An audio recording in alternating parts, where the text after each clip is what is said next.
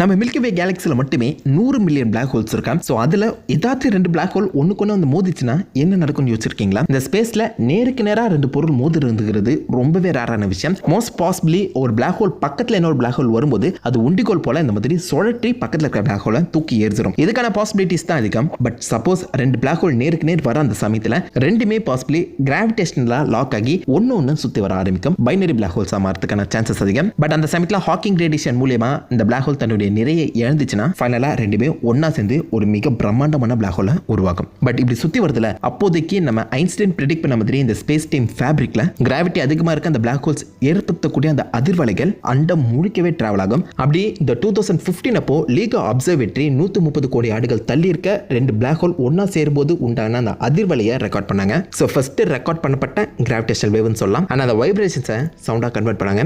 2 black hole ஒன்னா சேர்ந்தா இப்படி தான் சத்தம் கேட்குமா.